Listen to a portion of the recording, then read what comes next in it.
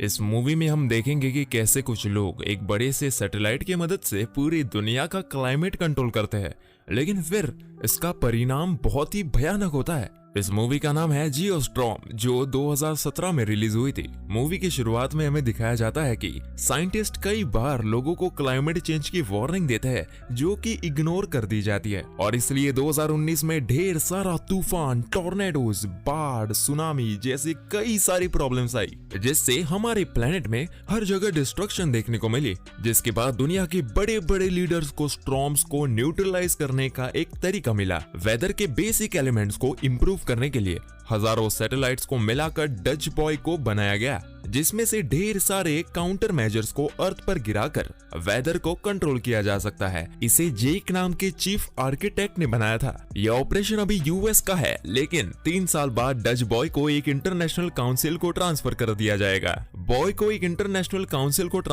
दिया जाएगा। जेक के खिलाफ यूएस सब कमेटी में एक सुनवाई होती है, क्योंकि उसने एक इंस्पेक्टर के मुंह पर मुक्का मारकर डच बॉय को बिना अथॉरिटी के ऑनलाइन कर दिया था। जेक इस चीज को एक्सेप्ट नहीं करता और उनसे बहस करने लगता है। उसका भाई मैक्स, जो कि वहीं बैठा था, वो उसे मैसेज करके बहस करने को मना करता है, लेकिन जेक उसे इग्नोर करता है। कमेटी उसके एक्सप्लेनेशन को इग्नोर करते हुए कहती है कि वो लोग वहां अपना स्टाफ भेजेंगे, जिससे वो जेक की एक्टिविटीज पर नजर रख सके, और जेक को अपने पुराने स्टाफ मेंबर्स में से कुछ लोगों को निकालना भी होगा। मीटिंग के बाद वो अपने भाई से मिलता है, जो कि यूएस सेक्रेटरी के लिए काम करता है, और अब उसे ही डच बॉय का इंचार्ज चूज किया गया है। मैक्स अपने भाई जेक को इस प्रोजेक्ट से निकाल देता है। जेक उस पर गुस्सा करके वहां से चला जाता है। 3 साल बीत जाने के बाद अफगानिस्तान में यूएन की टीम को अपने स्कैनर्स में अजीब सी रीडिंग मिलती है। उन्हें वहां चेक करने पर पता चलता है कि वो पूरी जगह बर्फ से जम चुकी है और सब लोग भी मर चुके हैं। यहाँ की एक वीडियो रिकॉर्ड करके यूएस प्रेसिडेंट और उसकी टीम को भेजी जाती है, जिसे सीक्रेट रखा जाने को कहा जाता है। वहाँ ऐसा एविडेंस है कि ये सब डच बॉय की वजह से हुआ,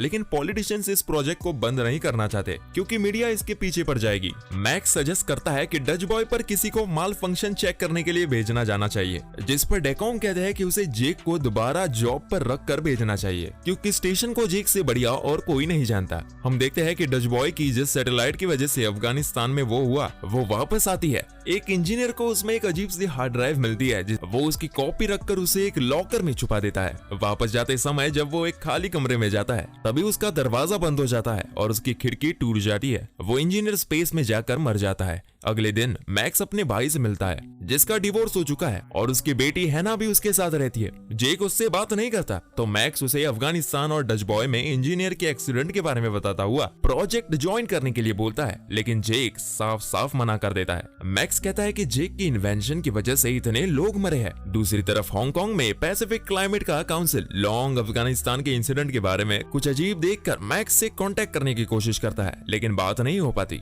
कुछ देर बाद जब वो मार्केट से सब्जी लेने जाता है, तो वो तेज गर्मी फील करता है। गर्मी इतनी थी कि एक कैट फ्रिज के अंदर जाने की कोशिश करता है, और जब गलती से लॉन्ग अपने अंडे जमीन पर गिरा देता है, तो वो फ्राई होने लगते हैं। तभी वो देखता है कि जमीन हिलने लगती है और अचानक नीचे से आग निकलने लगती है, जिससे वहां आग लगने लगती है। वो फटाफट अपनी कार में बैठकर वहां से भाग जाता है। रोड्स में आग लगने लगती है और बिल्डिंग्स गिरने लगती है। वो एक ऐसी जगह पहुंचता है जहाँ टेम्परेचर नॉर्मल होता है। वहां खड़ा वो देखता है कि ऑलमोस्ट पूरा हांगकांग खत्म हो चुका था। दूसरी तरफ हम देखते हैं जब जेक जाने लगता है, तो उसकी बेटी रोने लगती है, क्योंकि उसे लगता है कि जेक वापस नहीं लौटेगा, लेकिन वो प्रॉमिस करता है कि वो जरूर आएगा। जेक शटल से डच बॉय में पहुंचकर काफी खुश होता है। वो वहां बाकी टीम से मिलता है, जिन्हें लगता है कि हांगकांग में वो इंसिडेंट गैस एक्सप्लोजन की वजह से हुआ, कि न्यूज में भी यही बताया गया है। लेकिन जेक को लगता है कि अफगानिस्तान और हांगकांग के इंसिडेंट किसी सेम वजह से हुआ है। अर्थ पर मैक्स अपनी गर्लफ्रेंड के साथ होता है, जो कि प्रेसिडेंट सीक्रेट सर्विस का हिस्सा है। मैक्स को लॉन्ग का कॉल आता है, जो उसे बताता है कि उसने हांगकांग वाले इंसिडेंट से पहले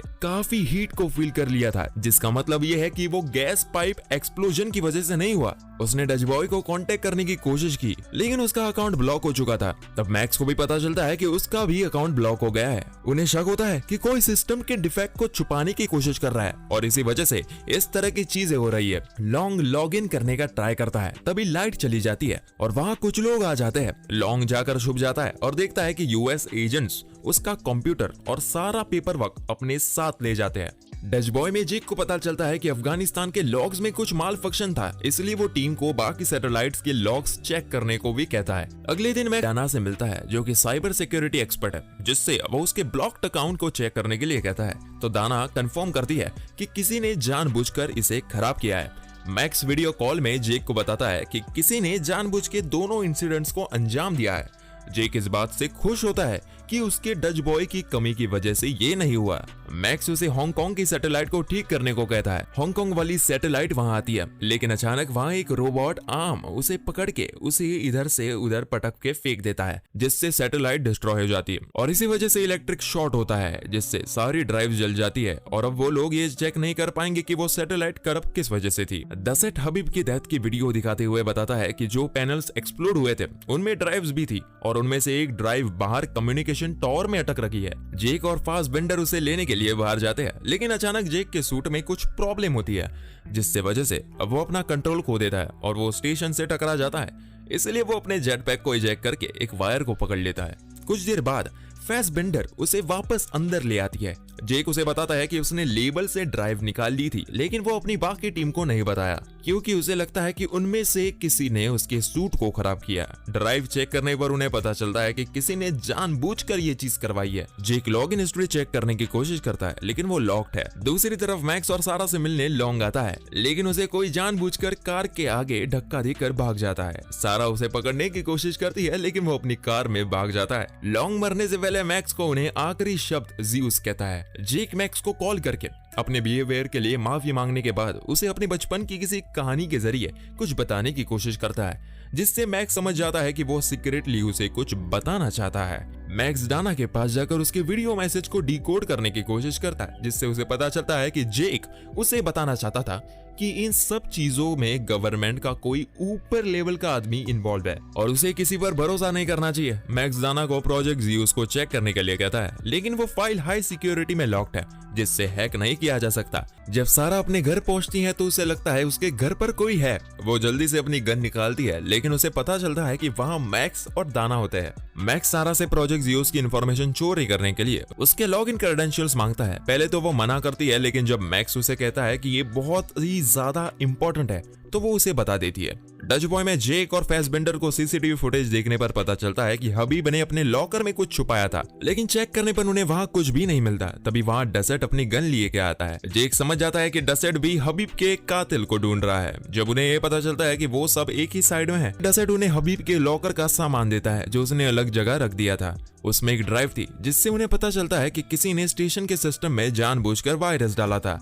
इधर सारा के लॉगिन क्रेडेंशियल से प्रोजेक्ट ज़्यूस ओपन करते हैं, जिससे उन्हें पता चलता है कि किसी ने जानबूझकर वो स्ट्रॉम करवाए थे। उसके बाद मैक्स जेक को बताता है कि कोई जानबूझकर डच बॉय का यूज सिटीज को अटैक करने के लिए कर रहा है। जेक भी इस बात को कंफर्म करते हुए वायरस के बारे में बताता है। वो मैक्स को डच बॉय को टेम्पररी शट डाउन करने के लिए कहता है। मैक्स एग्री करता है, लेकिन प्रॉब्लम्स ये है कि सिर्फ प्रेसिडेंट पाल्मा के पास ही किल कोड्स है। जेक को पाल्मा पर बिलीव नहीं है, सिर्फ उसके पास उनके अकाउंट्स ब्लॉक करने की पावर है। मैक्स जेक को डच बॉय का ध्यान रखने को कहता है और वो तब तक किल कोड्स लगाने की कोशिश करेगा कुछ देर बाद जब प्रेसिडेंट पाल्मा एक मीटिंग के लिए जा रहे थे तो मैक्स सारा से मिलकर वो उसे कोड्स चोरी करने के लिए कन्विंस करता है। मैक्स उनके प्लेन में जाने के लिए बहाना बनाता है, वो भी उनके साथ आना चाहता है क्योंकि उसे अपने डैड से मिलने जाना था।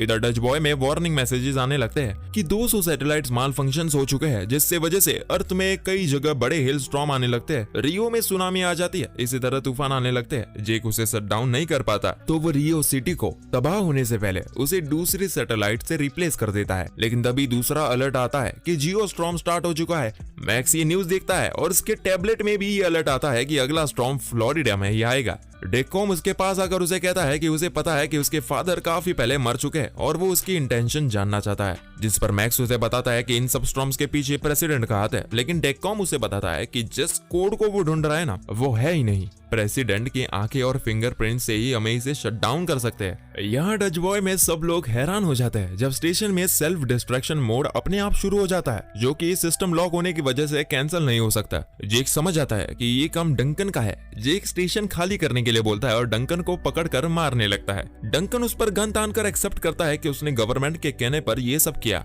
और वो एक विंडो पर शूट कर देता है जो चटक जाता है। उसके टूटने से पहले जेक दूसरे रूम में चला जाता है और डंकन स्पेस में गिर जाता है। फ्लोरिडा में डेक्कुम मैक्स को एक रूम में ले जाते हुए कहता है कि प्रेसिडेंट से हम यहाँ बात करेंगे, लेकिन वो उस पर गन तान देता है। असल में असली बदमाश तो डेक्कुम ही है। प्रेसिडेंट तो इन सब बातों से अनजान है। वो उसे शूट करने वाला होता है, लेकिन मैक्स वहां से भागकर सारा को बताता है कि यहाँ स्ट्रॉम आने वाला है जिससे सब मरेंगे और डेक्कुम को सारे प्रेसिडेंशियल कैंडिडेट से छुटकारा मिल जाएगा। अब उनके पास एक ही रास्ता था, उन्हें प्रेसिडेंट को किडनैप करना होगा। मैक्स पार्किंग में जाकर कार रेडी रखता है और सारा हवा में शूट करती है, ये प्रिटेंड करते हुए कि कोई भीड़ में कोई पाल्मा को शूट करने वाला था। सारा और एक बॉडीगार्ड पाल्मा को ले जा रहे होते हैं कि सारा उस बॉडीगार्ड को मारकर पाल्मा को सेल्फ ड्राइविंग कार में ले जाती है। स्टेशन में सब लोग निकलने लगते हैं और जियो स्ट्रॉम अर्थ को हिट कर चुका होता है। मुंबई में टॉर्नेडोज आ जाता है, मॉस्को में हीट वेव आ जाती है, दुबई में सुनामी आ जाती है। स्टेडियम के फटने से पहले सारा प्रेसिडेंट को वहां से ले जाती है। डेक्कुम भी वहां से निकलकर अपने आदमियों को पाल्मा को अटैक करने भेजता है। मैक्स पाल्मा को सब कुछ बता देता है। वहां जगह जगह बिजली गिर रही होती है जिससे बचते हुए सारा ड्राइव कर रही होती है। डेक्कुम के आदमी उन्हें भी शूट कर रहे थे। सारा उल्टी ड्राइविंग करते हुए उन्हें शूट करती है और उनकी कार को टक्कर मारती है जब एक बिजली उनकी कार पर गिरती है। डेक्कुम और उसका बॉडीगार्ड रॉकेट लॉन्चर से प्रेसिडेंट की कार उड़ा देता है, लेकिन सारा पीछे से उस पर गन रख देती है। वो कार सेल्फ ड्राइव से खुद चल रही थी। पुलिस आकर उसे अरेस्ट कर लेती है। डेक्कुम पाल्मा को एक्सप्लेन करने की कोशिश करता है कि उसने ऐसा उनके दुश्मनों को हराने के लिए किया था। वो मैक्स के भाई की इंसल्ट करता है तो मैक्स उसे मुक्का मारता है। जेक की बेटी न्यूज देखकर रोने लगती है कि डच बॉय खत्म होने जाने वाला है, जिसके अंदर उसके पापा भी है। तो जेक वही रुकने का डिसाइड करता है क्योंकि स्टेशन को मैन्युअली ही रिबूट किया जा सकता है। फैसबेंडर रुकने की जिद करती है, लेकिन वो उसे भेज देता है। पाल्मा स्पेस सेंटर पहुंचकर किल कोड्स एक्टिवेट करता है, लेकिन उससे सेल्फ डिस्ट्रैक्शन नहीं रुक सकता। दोनों भाई रोते हुए फाइनली गुड बाय कहते हैं। मैक्स हैना को ध्यान रखने का प्रॉमिस करता है। जेक अपना स्पेस सूट पहनकर कंप्यूटर पर जाकर कोड डालता है, लेकिन वो चलता नहीं तो पीछे से फैसबेंडर आ जाती है जो गई नहीं थी। वो कोड डाल के सिस्टम को रिबूट करती है। फैसबेंडर वायरस को हटा देती है और जेक सैटेलाइट को शट डाउन कर देता है, जिससे जियो स्टॉर्म रुक जाता है। तभी वहां धमाका हो जाता है और वो दोनों उड़ते हुए बाहर आ जाते हैं। जेक अपने बनाए हुए क्रिएशन को खत्म होते हुए देखता है और वहां उसे एक सैटेलाइट दिखती है जिसके अंदर वो लोग चले जाते हैं, लेकिन धमाके की वजह से नासा का कांटेक्ट उनसे टूट जाता है। लेकिन अचानक उन्हें एक लाइट जैसी चीज दिखती है। ये उनका सैटेलाइट था जो एक इवैक्यूएशन शटल में लग जाता है और कुछ देर बाद वो अर्थ पर पहुंच जाते हैं। दोनों भाई दोबारा मिलकर हग करते हैं। 6 महीने बाद हम देखते हैं कि जेक, मैक्स और हैना फिशिंग करते हैं जो उन्हें बोरिंग लगती है। जेक एक हफ्ते में स्पेस में एक नया स्टेशन बनाने जाएगा। वो अपनी फैमिली से प्रॉमिस करता है कि वो वापस जरूर आएगा और ये मूवी यही खत्म हो जाती है।